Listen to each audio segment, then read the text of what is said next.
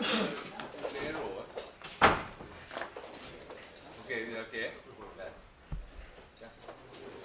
Bismillahirrahmanirrahim. Assalamualaikum warahmatullahi wabarakatuh. Terlebih dahulu ingin saya mengambil kesempatan ini bagi pihak diri saya dan juga bagi pihak Markas Tentera Darat untuk mengalu-alukan kehadiran para pengamal media, kepada media print ataupun elektronik media ke PC saya pada hari ini. Saya kata sebelum ini, apalah kita tanpa ada dukungan yang solid, yang kukuh daripada media. Kerana media adalah pengantara yang menentukan apa yang dilaksanakan oleh anggota-anggota, apa yang dibuat oleh organisasi itu bukan sahaja sampai kepada mereka, target group kita. Malahan yang paling penting juga adalah dia memberikan satu suntikan moral kepada anggota-anggota Tentera Darat dan membolehkan mereka melaksanakan tanggungjawab dengan sebaik mungkin. Itu adalah besarnya peranan media kepada kami lah. Dalam hal ini kepada kami Tentera Darat, kira menganggap media yang kita tidak berpisah tiada. Pada hari ini saya memanggil sidang media hari ini adalah untuk bersempena dengan hari 81 tahun sambutan hari ulang tahun Tentera Darat. Kalau kita imbas kembali hanya beberapa hari yang lepas, pada 14 hari bulan Februari yang lepas, terpisahnya nyawa salah seorang wira pahlawan Tentera Darat yang besar, yang namanya besar dan pengorbanannya besar, Lieutenant Adnan, telah masa itu di Bukit Candu telah bercerai nyawa dengan badannya. Waktu itu dalam mempertahankan maruah diri dia dan mempertahankan maruah bangsa, mempertahankan maruah negara waktu itu. Itu adalah besarnya pengorbanan beliau. Dan secara tidak langsungnya pada 1 bulan Mac ini Tentera Darat akan menyambut hari ulang tahun Tentera Darat yang ke-81. Jadi kalau kita imbas kembali Tentera Darat waktu penubuhan dulu 1933 sehinggalah sekarang ini telah melalui berbagai-bagai keadaan yang jika kita lihat pada usia 81 tahun Tentera Darat, kalau kita katakan pada usia manusia, usia itu sudah tua. Tetapi kalau dalam usia organisasi adalah relatif muda. Tapi tidak dalam Tentera Darat. Kerana Tentera Darat walaupun dalam usia 81 tahun, Tentera Darat adalah satu organisasi yang pada hemat saya, organisasi yang matang. Kerana ia telah melalui beberapa episod yang telah mematangkan organisasi. Kita telah melalui Perang Dunia Kedua. Kita melalui emergensi pertama. Kita melalui konfrontasi. Kita melalui emergensi kedua. Kita merasa bahang yang spill over daripada peperangan Vietnam. Kita merasa bahang daripada kejatuhan Vietnam dan kejatuhan Cambodia waktu itu, Kamboja. Dan testimoni terakhir kejayaan Tentera Darat adalah di Lahad Datu.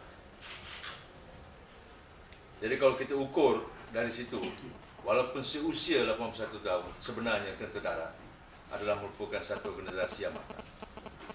Ia dimatangkan oleh mereka-mereka yang tahu dulu daripada saya, dan baik daripada segi pemimpinnya dan juga anggota-anggota bawah. Mereka telah mendewasakan Tentera Darat.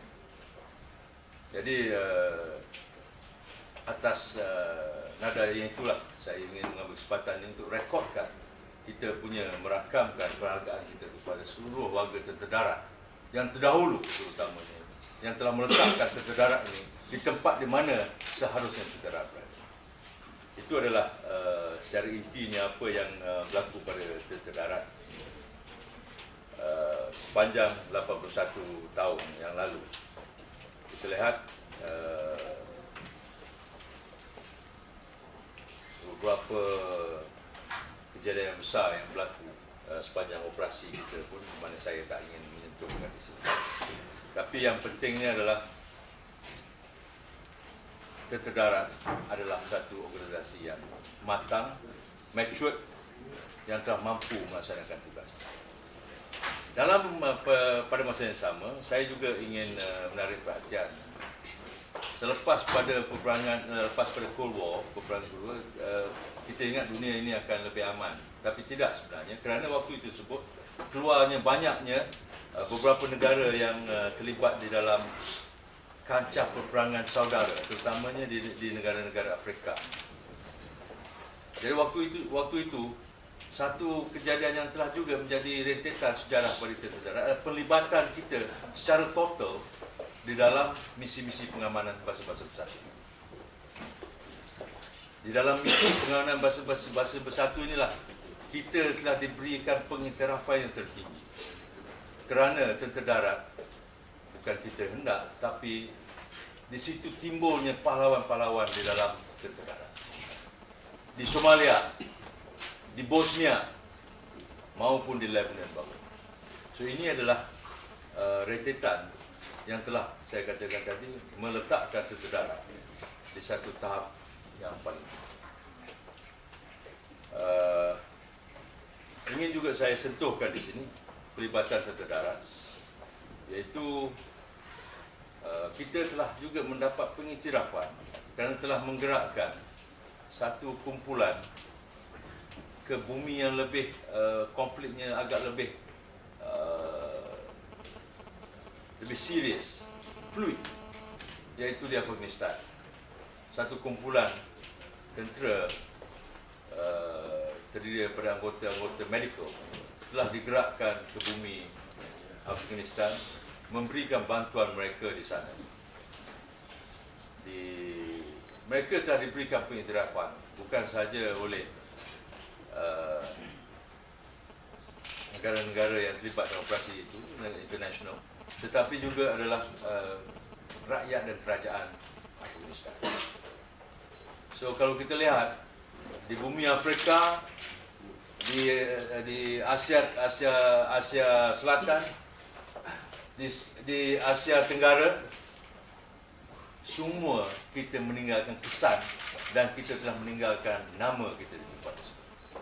Itu adalah besarnya, sehingga ke Eropah kita berada. So saya berharap dengan rentetan yang saya nyatakan ini dapat sedikit sebanyak meletakkan apakah tentera darat dan siapakah tentera darat. Okay, dari saya punya opening gambit lah ya. So saya ingin bukalah kalau ada apa-apa yang ingin bertanya tentang Hari Tentera Darat yang bakal disambut. Kita akan sambut Hari Tentera Darat pada 1 bulan ini. Bermula pada 28 bulan akan ada tahlil dan doa selamat. Dan pada 1 bulan kita akan buat pembarisan. Pembarisan kita kali ini agak berbeza daripada pembarisan lepas. Kerana kalau dilihatkan, saya punya hal tuju adalah untuk membenakan kesatuan tentera darat.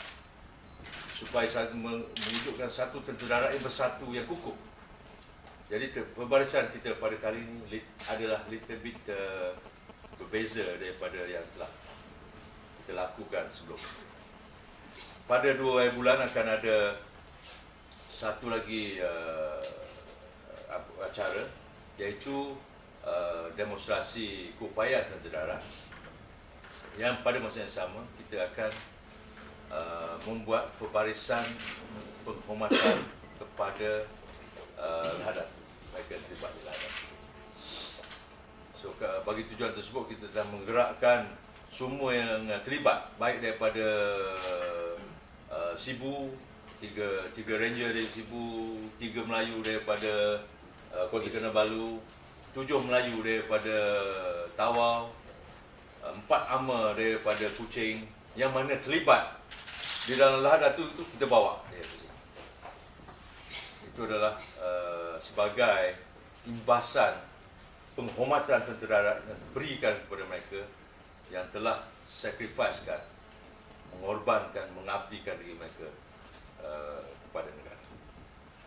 So, itu opening saya. Kalau ada apa ingin tanya.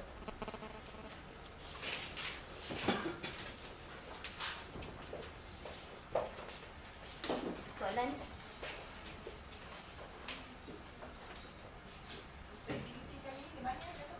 Kita concentrate aktiviti kali ini di Port Dickson.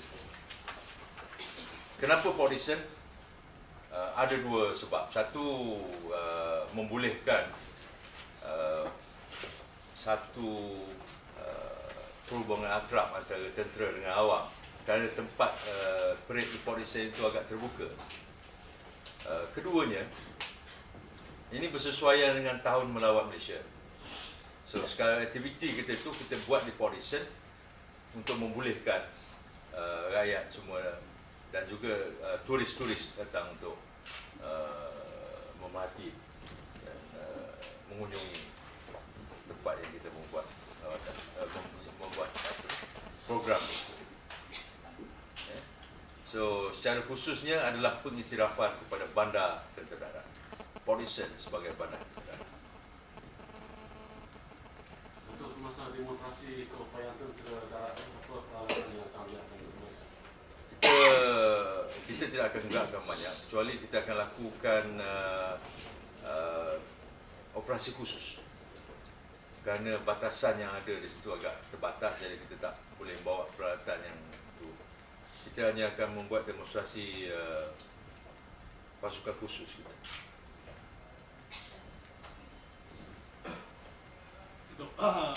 Sekarang ni Darat sedang bekerjasama dengan syarikat untuk mengeluarkan filem Tanam Anak Rangkau, satu usaha yang bagus. Filem dan juga telah diterbitkan beberapa tahun yang lalu. Tidak ada rancangan untuk menerbitkan filem-filem contohnya tentang peristiwa di Kalabakan untuk memberi satu pendedahan kepada rakyat betapa tentera darat itu juga terlibat dan aktif masa konfrontasi. Kita ambil maklum tersebut, tapi untuk maklumat, baru ni juga kita ada buat satu pelajaran juga, beberapa siri drama yang melibatkan penerima SP dan PGB. Sudah siap semuanya itu, dan menunggu masa untuk ditayangkan. Idea untuk Kalabakan semua akan kita ambil.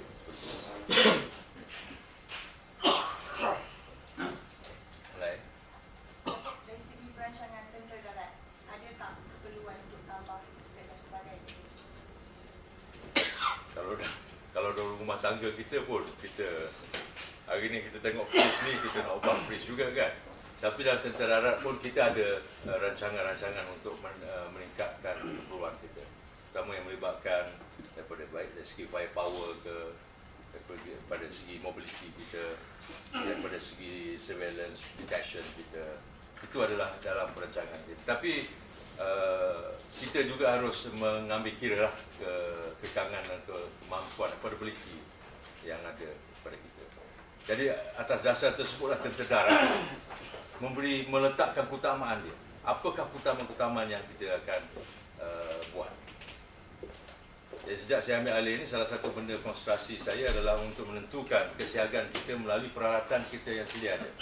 Supaya tahap kesiagaan peralatan kita yang sedia ada ini berada di satu tahap yang baik, yang kukuh, yang sekiranya berlaku apa-apa itu kita mampu bertindak dengan baik. Wish list kita tu, dalam bucket list kita ada banyak yang kita inginkan. Mudah-mudahan dalam RMK 11 nanti kita dapat realisasikan beberapa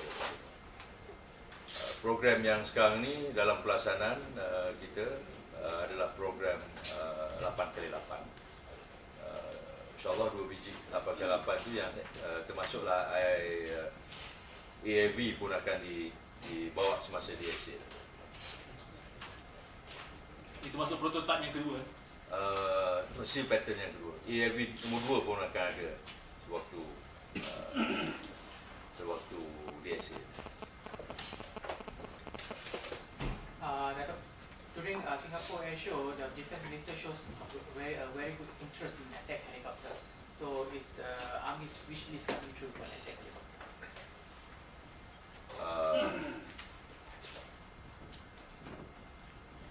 If you say whether we want it, yes, that is something that everybody want. Everybody want to drive a Ferrari.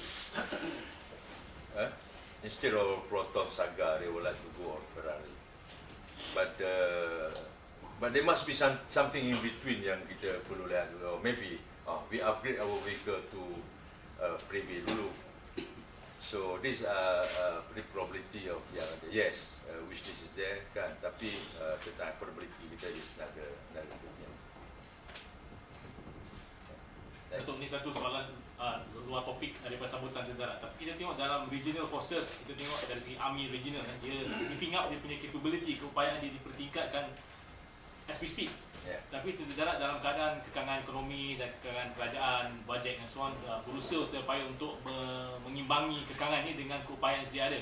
Tapi selain daripada kekangan ekonomi dan untuk mendapatkan peralatan-peralatan yang agak maju ni, apakah langkah-langkah tentara yang telah dilakukan ataupun sedang dirancang untuk memastikan tentara sentiasa mampu untuk menghadapi apa-apa cabaran pada sebilang masa?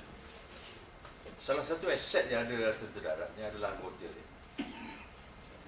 Salah satu aset penting dalam tentera darat adalah anggota dia. So ke arah itu kita kasih sekarang menerapkan. Kalau kita lihat bahawa ni di sewaktu report recent yang lepas kita telah mengubahkan, mewujudkan satu pendekatan baru kepada training individual melalui pewujudan akademi kita. Seterusnya adalah untuk menentukan anggota kita ni. Saya berpegang pada prinsip kita perlu bersatu. Itu adalah yang sesuatu yang kuat yang perlu ada dalam diri kita. Next adalah memperoleh peralatan dia yang diingat, peralatan canggih dan sebagainya.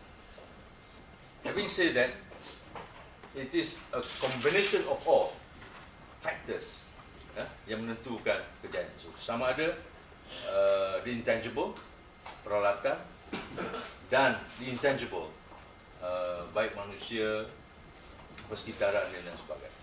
So this is a combination. Like you have said, I agree with you very much. Yes, there is in this region memang ada peningkatan. So saya anggap penempatan itu adalah complementing each other. Kita pun pergi akan membuat latihan dekat situ. Dan likewise dapat melihat keampuhan peralatan yang ada. Dua, kita juga mesti ambil keadaan yang berlaku.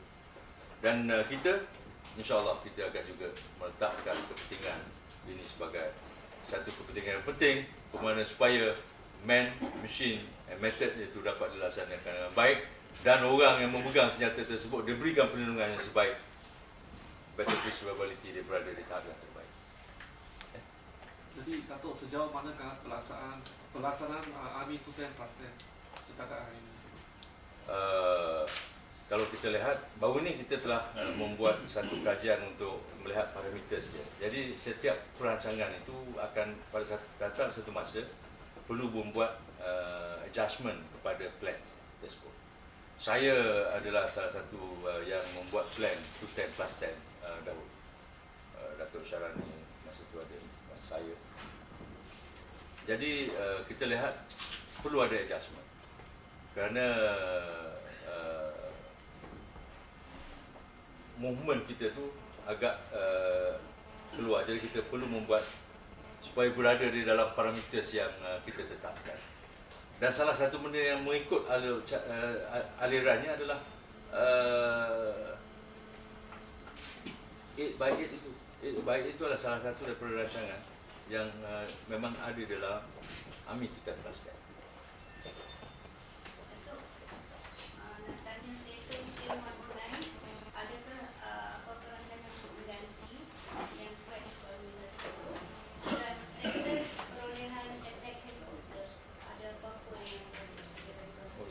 kita mengalami satu peristiwa di mana salah satu aircraft kita jatuh.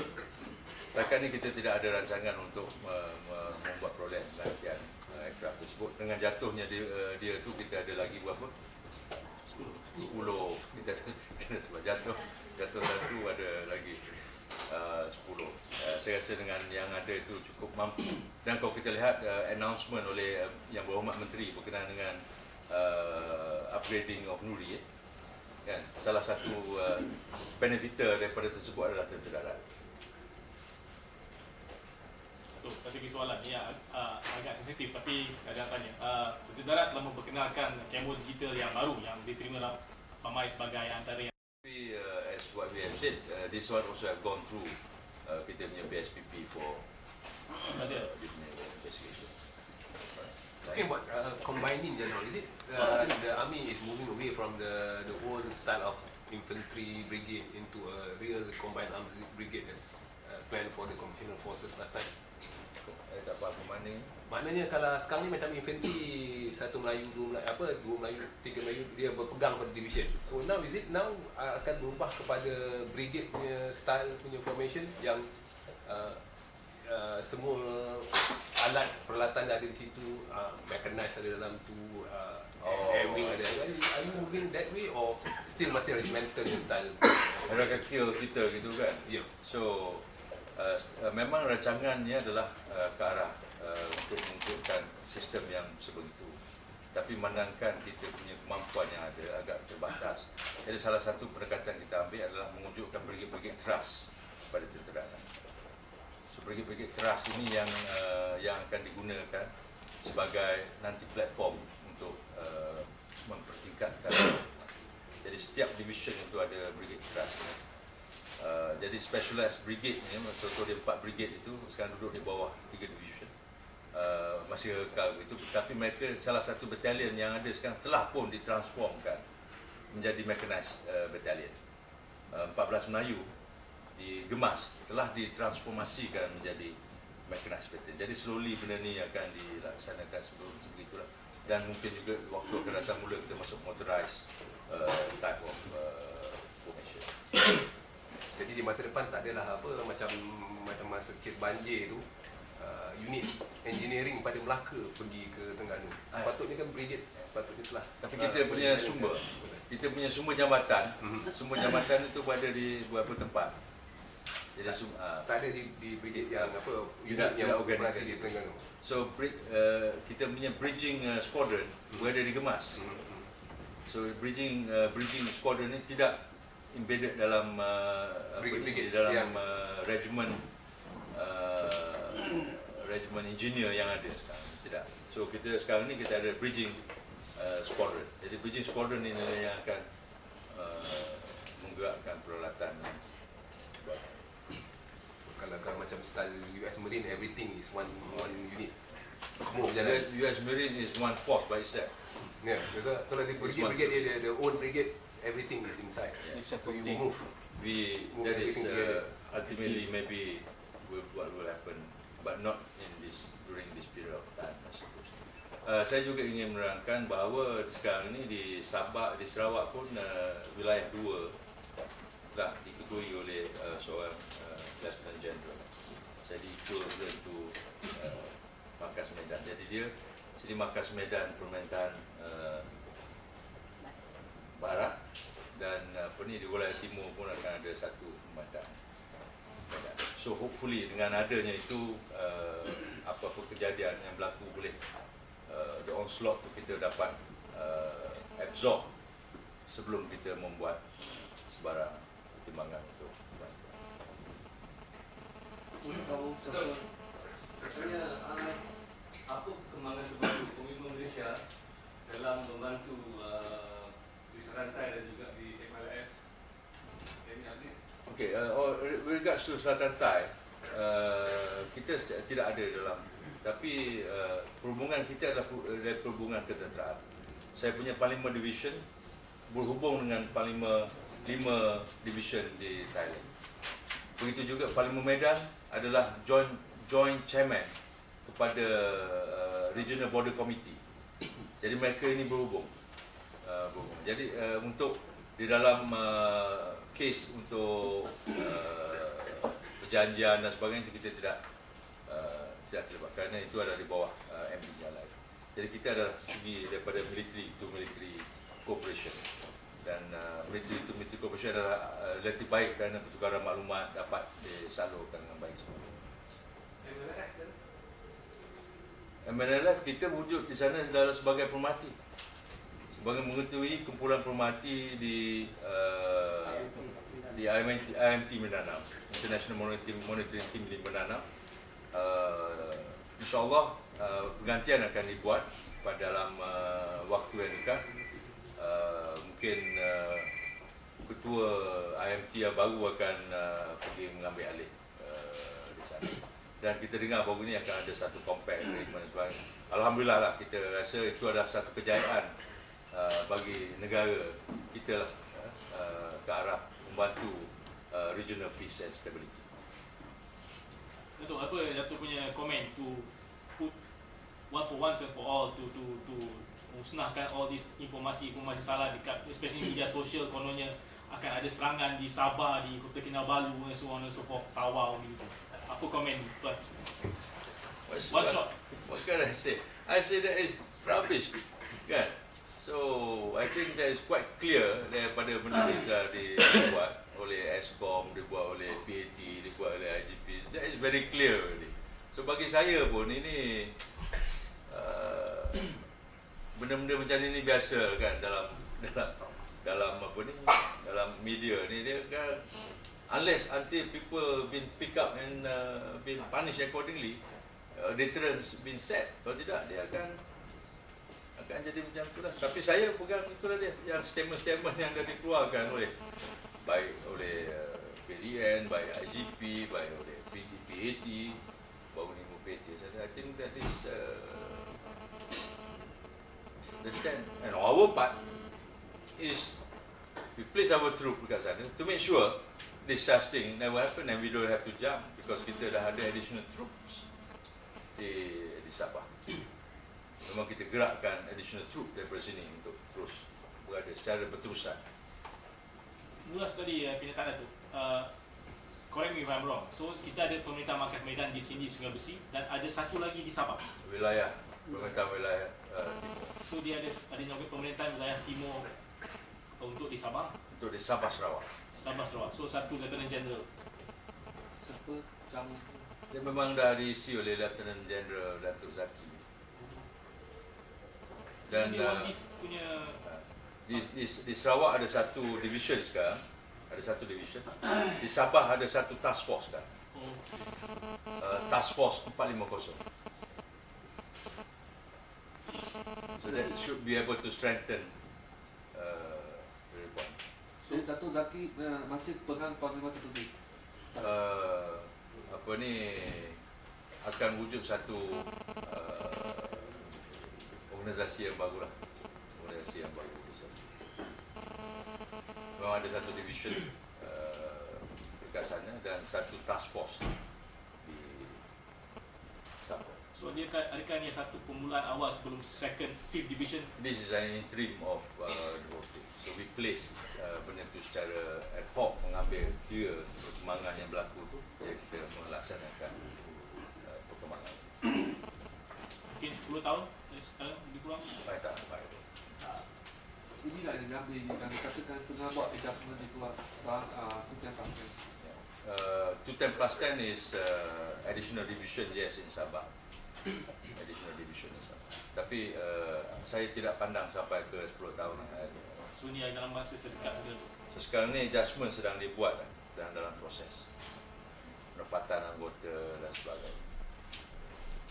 Kita harap dengan pendekatan yang kita ambil ini lebih kemas.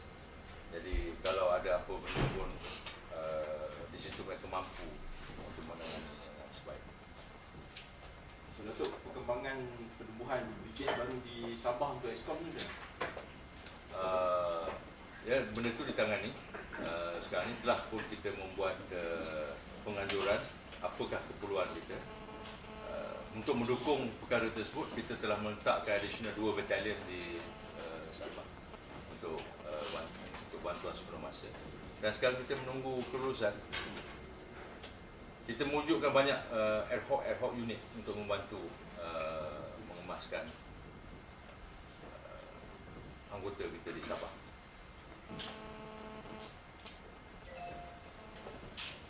Lagi last one last question. Pernyataan oleh PAT baru pasal Nuri tu. So, bila PPD dijangka menerima helikopter Nuri tu? Mungkin sebab by next year kot. Next year. Tapi dia banyak kan. Banyak akan dibuat. Jadi salah satu beneficiary itu adalah Tata Darat. So Tata Darat akan mempunyai utility platform kita. Jadi tidak lagi bergantung pada platform. Semuanya akan ditempatkan di Keluang. Tidak, mungkin tidak di tempat lain.